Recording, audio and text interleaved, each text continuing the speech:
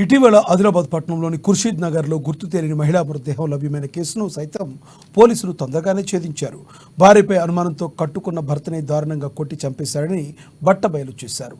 నిజాన్ని నిగ్గు తేల్చారు. ఈ మేరకు నిందితుడిని స్థానిక టూటౌన్ పోలీస్ స్టేషన్లో శనివారం మీడియా ఎదుట ప్రవేశపెట్టి ఇందుకు సంబంధించిన వివరాలను డీఎస్పీ జీవన్ రెడ్డి, సిఐలు అశోక్, సత్యనారాయణతో కలిసి వెల్లడించారు. ఖుర్షీద్ నగర్కు చెందిన ఖలీల్ ఆటో డ్రైవర్గా పనిచేస్తూ జీవనం సాగిస్తున్నాడు.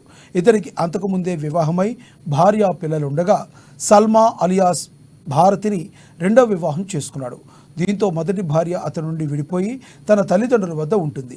ఇటు రెండో భార్య సల్మాను నిత్యం అనుమానంతో ఖలీల్ వేధించేవాడు. ఈ క్రమంలోనే ఈ నెల 12న రాత్రి ఇంటికి వెళ్ళగా అదే సమయంలో ఎవరో తన ఇంటి నుంచి పారిపోయినట్టు గుర్తించాడు. తన భార్యను ఇదే విషయమై నిలదీయడంతో పాటు కోపంతో పిడిగుద్దులు గుద్ది చెక్కతో బలంగా దాడి చేశాడు. ముఖంపై, ఇతర శరీర భాగాలపై విచక్షణారహితంగా చితకబాదడంతో ఆమె మరణించింది.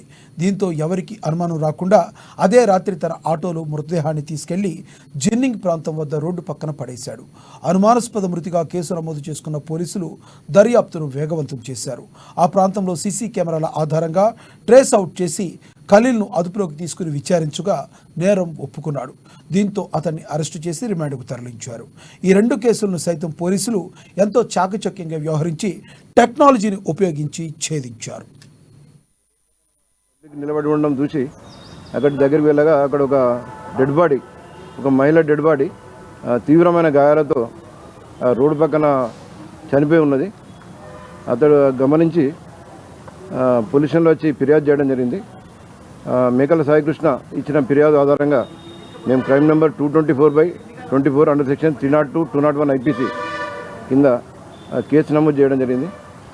మేము ఈ కేసును ఛాలెంజ్గా తీసుకొని మా two town inspector Ashok, two town ID party మరియు 1 టౌన్ ఇన్స్పెక్టర్ డిఫరెంట్ టీములుగా ఏర్పాటు చేసి గౌరవ మా ఎస్పీ గౌశాలం ఐపీఎస్ గారి ఆదేశం మేరకు ఎట్టి పరిస్థితుల్లో ఈ కేసును డిటెక్ట్ చేయాలన్న కాంక్షతోటి స్పెషల్ టీంలను డిప్యూట్ చేసి అక్కడ ఉన్న రూట్లో ఉన్న సీసీ ఫుటేజ్లు అవన్నీ వెరిఫై చేసి మేము లోకల్ ఇంటెలిజెన్స్ కలెక్షన్ చేసి చేయగా ఈ కేసులో మేము మొత్తం క్షుణ్ణంగా దర్యాప్తు చేస్తే సీసీ ఫుటేజ్లు పరిశీలించగా ఒక ఆటో 4 ప్రాంతంన ఖుర్షీద్ నగర్ నుంచి నేరస్థలం దగ్గరికి వచ్చి యూటర్న్ చేసినట్టు మాకు కొద్దిగా సీసీ ఫుటేజ్లో క్లూస్ లభించాయి.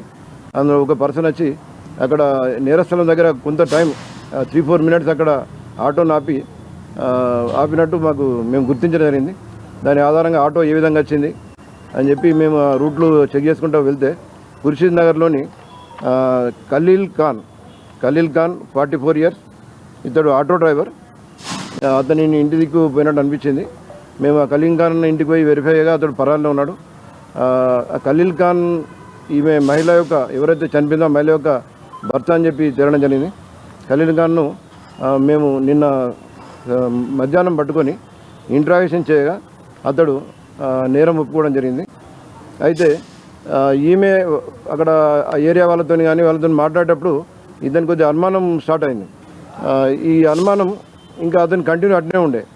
12th రోజు ఆయన ఆటో డ్రైవర్ ఒక ప్యాసింజర్ని దించి ఇంటికి ఖుర్షీద్ నగర్ రిటర్న్ రావడం జరిగింది.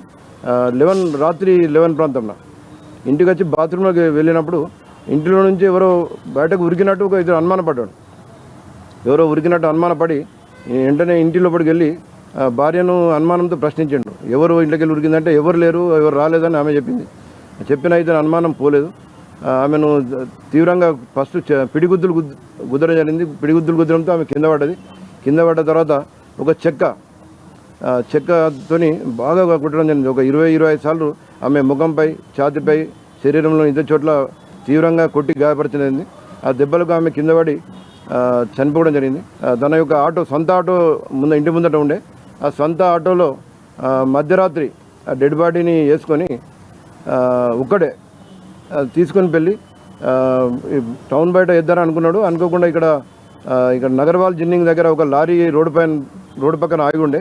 ఆ రోడ్డు పక్కకు లారీ పక్కకు వేస్తే ఎవరికి కనిపించదు. మళ్ళీ యాక్సిడెంట్ అన్నట్టు కూడా కొద్దిగా డౌట్ ఉంటుంది. నా మీదకి రాదు అని చెప్పి అనుకొని ఆటోలో తెచ్చిన డెడ్ బాడీని లారీ పక్కకు దించేసి సీక్రెట్గా ఇంటికి వెళ్ళి ఆటో అక్కడ పెట్టి పారిపోవడం జరిగింది. ఈ కేసులో చాలా కష్టపడి మా 2 town inspector Ashok, Lal Singh Nayak SI, supported by 1 town inspector Satyanarayana, 2 town ID party constables Naresh, Ramesh, Kranti సిబ్బంది వీరందరూ కూడా 24 అవర్స్నే ఈ అన్నోన్ డెడ్ బాడీని ఐడెంటిఫై చేయడంతో పాటు అన్నోన్ అక్యూజ్ను ట్రేస్ చేసి అతన్ని అరెస్ట్ చేసి అతని వద్ద నుంచి నేరానికి ఉపయోగించిన చెక్కలను, తర్వాత ఆటో డెడ్ బాడీని షిఫ్ట్ చేసిన ఆటో